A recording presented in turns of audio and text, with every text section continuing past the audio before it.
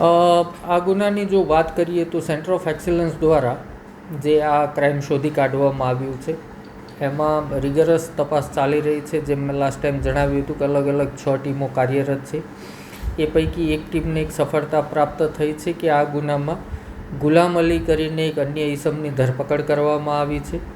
આ ગુલામ અલીની હકીકત એ પ્રકારની છે કે સલમાન અને નાવેદ જે અગાઉ પકડાયેલા આરોપીઓ હતા એના સ્ટેટમેન્ટમાં ફલિત થયું હતું કે ગુલામ અલી એક ઓફિસ રાખી અને યુએસડીટીનું કરતો હતો અને તે લોકો સાથે જોડાયેલો હતો. એ ઇનપુટના આધારે અમારી ટીમે ટેકનિકલી આઈડેન્ટિફાઈડ કર્યું કેમ કે ગુલામ અલી 2 વર્ષથી અમદાવાદ છોડીને ક્યાંક જતો રહ્યો હતો જે કોઈને ખબર નહોતી. સો ઉદયપુર જઈ અને એણે પોતાનું ફરીથી ક્રિપ્ટોનો કારોબાર શરૂ કરેલો.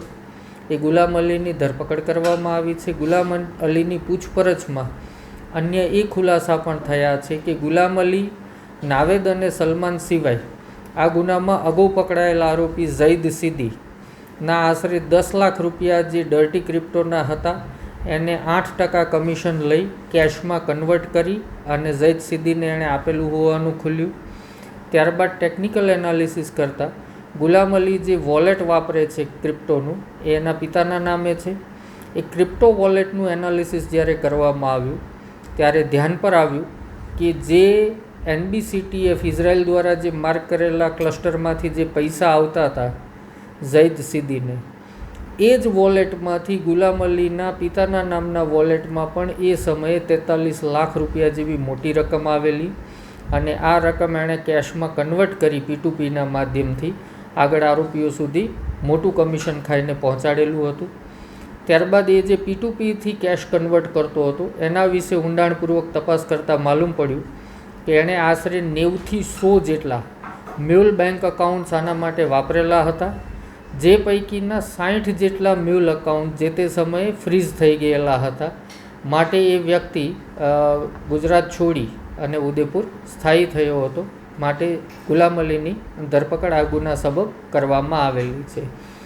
આ ઉપરાંત આ ક્રાઇમની જે અન્ય કડી જે છે કે યુકેનું જે ડ્રગ નેટવર્ક, એમાં પણ એક ચોંકાવનારી હકીકત બહાર એ આવી છે કે કઈ રીતે આ લોકો ડ્રગ્સનું ટ્રાન્સપોર્ટેશન કરતા હતા, કઈ રીતે પેકિંગ કરતા હતા જેથી આને છુપાવી શકાય અને ટ્રાન્સપોર્ટેશન ઇઝીલી થઈ શકે. સો એમાં ઝુબેરના પિતાનો બહુ મહત્ત્વનો રોલ સામે આવ્યો છે.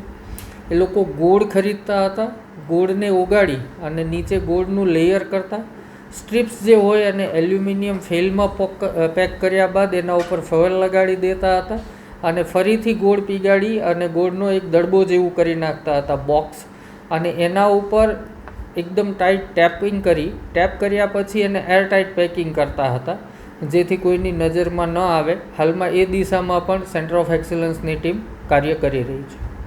સર, જે ફંડિંગ આવતું હતું, જે ટેરર ફંડિંગ કહી શકાય કે જે ઇઝરાયલની વાત છે, તો એ કનેક્ટેડ કોઈ એક્ટિવિટી એ લોકોની હતી ખરા આ તમામ જે ક્રિપ્ટોની સાથે જોડાયેલા હતા? હાલમાં એ તમામ બાબતો, તમામ પાસાઓની તપાસ ચાલુ છે.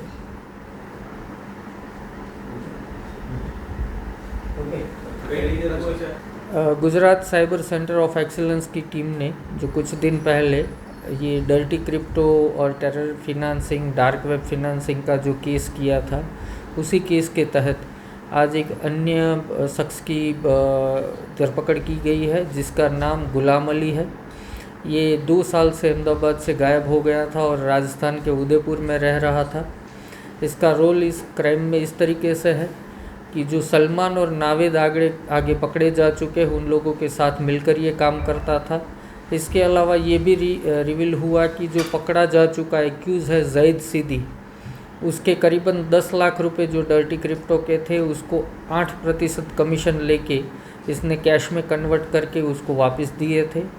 जब इसको पकड़ा गया तो इसके पास से जो खुद का वॉलेट हुआ जो इसके पिताजी के नाम से था, उसका जब ब्लॉकचेन एनालिसिस किया तो सामने ये आया कि इज़राइल की NBCTF में से जो फंडिंग जिस चैनल से ज़ैद सिद्दी के वॉलेट में आ रहे थे, उसी लाइन से उसी वॉलेट से 43 लाख जितनी रकम इसके वॉलेट में भी आई थी, जो इसने P2P माध्यम से कैश में कन्वर्ट करके उसको वापस कर दी थी.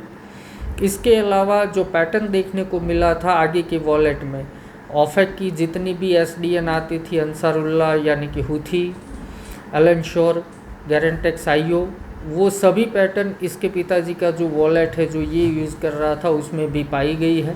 सो उस मामले में इसकी धरपकड़ की गई है।